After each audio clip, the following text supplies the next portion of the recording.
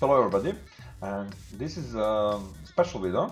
You know that we're usually commenting on replays on random games, but this is something different.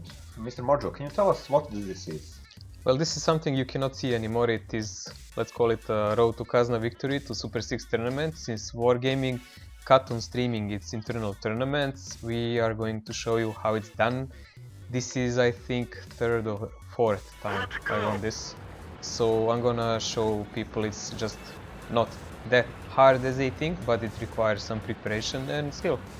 Of course.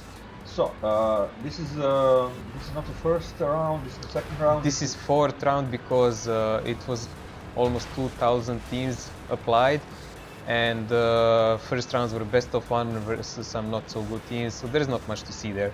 And this is best of 3.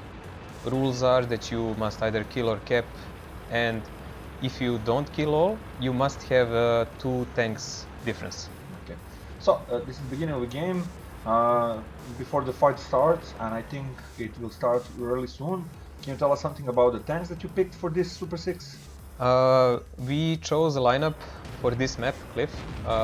T-37s that are like Chaffee used to be. Wait. There is a brawl already. There is a big brawl, yes. Could you just comment on that?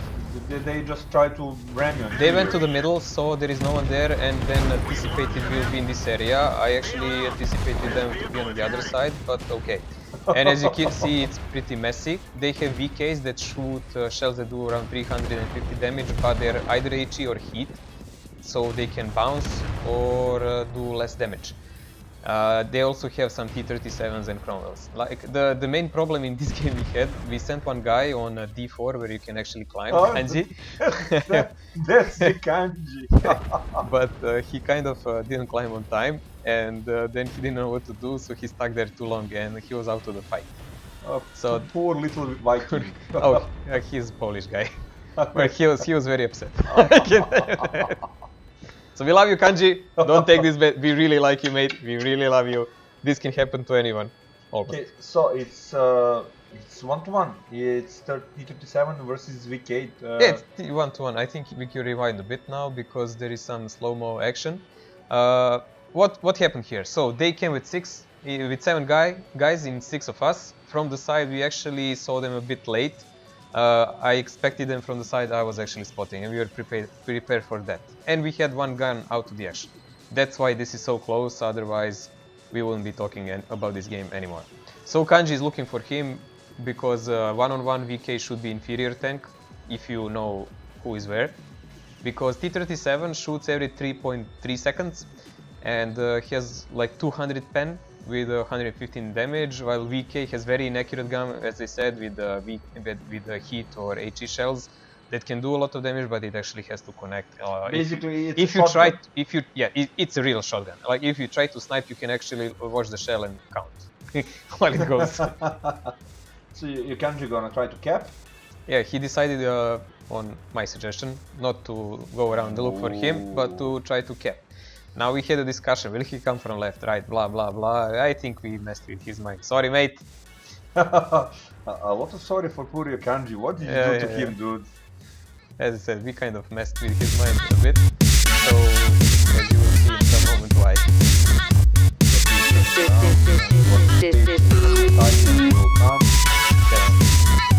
Our guess was he will come from the upper side. Well, my guess was that he would do, but he decided to go ring around roses and go around the entire map and come from the other side. Second, basically, it was a good decision, right? What team it was?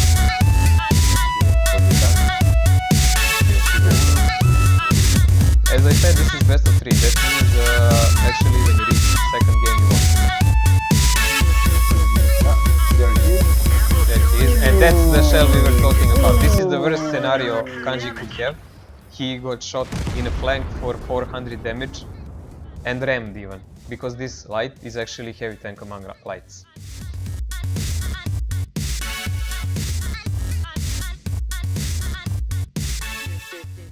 So this is second game. So what now? You lost the first one. You need to win 2 games to pass. We need to right? win both games, remaining games to pass, and they have a match point. If they win this, it's over. for us. Basically, And it's it's do or really die, do or die attack. do or die for us, and it's 512 teams are still in. This is really early round. Yeah, you were not feeling well. I know. It's a situation we've been on. So this is a tactical decision now. My anticipation and the rest of the team was that they will actually do the same, and we decided that we will do the similar from this side, but with a little twist, because we think we just didn't play as a players well enough, that it wasn't a fault of tactics. So we sent all the other techs down. They have the tasks, what to do if they're spotted, if they're not spotted, how to react, what positions to take. We will not go there. And the specific position is the one I took. You could see it if anyone watched DSL matches ever. It's a G4 position. You go like this, and there is a little bump here you can use to hide yourself from their tanks, as you can see. They are coming. Yeah, they're coming, they saw me, I saw them, and they really don't know how to dig me out that effectively. And as you can see, they're taking excessive amount of damage. Like, I'm a big problem from them now, because I'm permanently spotting them, and they cannot dig me out, not like this. To dig me out, actually, they would have to flank me toward our cap all the time. But there is reaction from us then too. Okay, so they're going around They're field. going around to see, can they do something. This guy died for nothing. That was a player mistake. And they're trying to compensate. Probably talking now what to do. Okay, so you told me that this team is a pretty strong one. It's a decent team. It's a mixture of some Kazna and FA guys they gathered for this tournament. So they had a bad luck to run in us, I guess, early. Okay, so they're coming back. They're coming back for you. Well, they couldn't pass on the other side, so they decided they will do some counter attack here. I don't think it was smart. After losing that one tank, for them the best choice would actually be to draw it out. Because we wouldn't win a round like that, and they would still have a match point again. Okay, so they split themselves, this 4-1. Basically, this is one game, right? They thought they will still be able to roll it out, but as you can see, we played a bit more careful.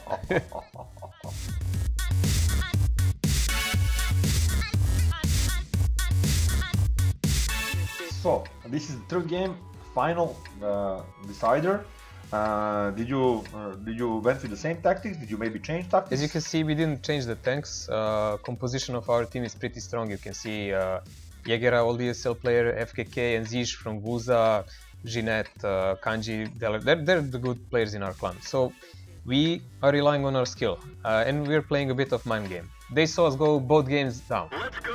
And we anticipated they will project that the same, that we are just doing the same, so we actually went for the middle brawl this time.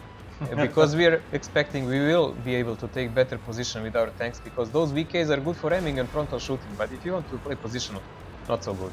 Yeah. I mean, this T27 has an excellent gun. It shoots very fast. And if anyone played Chaffee before, good gun depression. Yes. That is one thing people always forget, and this map has a lot of vertical stuff. There is a hill there, and for that hill and these are default DSL positions, and a lot of us played even in Gold League. Actually, half of this team played in Gold League, so we know this by heart. And okay, so we spotted, and there is no one. So what are the guesses? They are not fast enough to go around the cliff, we know that. So our guess at the moment is they are actually on 1-2 line. So what we are gonna do now, we're gonna do a bit of a fast forward of a replay, because there is not much action now. We are now just trying not to get trapped. That is very important, because time is not relevant. We have 10 minutes to finish the game, but we must make sure we don't lose tanks in vain. So there are some ESL tricks we are using now. We are just putting tanks in different sniping positions. As you can see on minimap, we sent a guy on B5, on D5. We have guys on the hills. We are looking, will someone peek? No. Okay. Take it easy, and we're gonna do some spotting rounds then. Now this is something we were used to do with the higher tiers, so T37 is not the best one for that, so I'm sending the faster guy in Cromwell. FKK will do it, and much better on the better angle, because here on this hill you can actually climb. That's very important, because that way he can safely proxy spot the tanks below. Can people in random do that? Of course you can do it with a bit faster tank if you know how. If you don't know how, just go in training mode and try it. It's all doable. And what's very important, if they even try to cap us, we can easily decap from the hill behind me. So FKK is spotting them, and we know where they are now. But we know we still can't attack them. If you go head on, we will just end up as they did in the previous game. So what we're doing, we are sending one guy to rotate in their base to test what is going on. That guy is me, I'm a fall guy. And everyone else in a team, as you can see, is gathering now and taking the normal positions. Now, why is this important? We are making sure here first that there is not a single guy doing some kind of trap in the bushes behind. There is a little ledge here I can use to start cap. You can see how misfortunate we did it in the first game. And everyone else is now assembled to snipe or counter push if we need. So basically, if they try to attack you, FKK will see them. And so will I, because I will position like that, and everyone will push to kill everything there is there. We would play then on a tier 2 tanks difference to kill 2 more guys. Because I'm also positioned to run away, I will not just fall in a second. okay. So, but they decided against that. Yeah, they decided, since we are capping, okay, we have lesser number of tanks, let's push.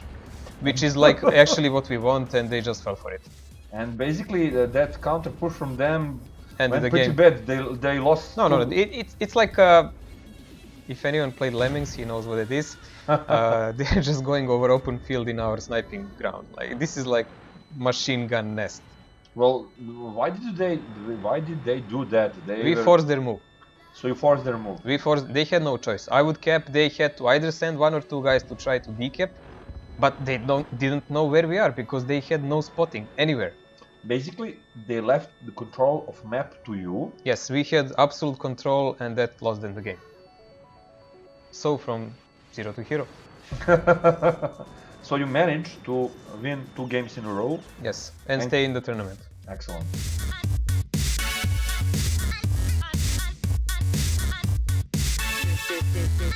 This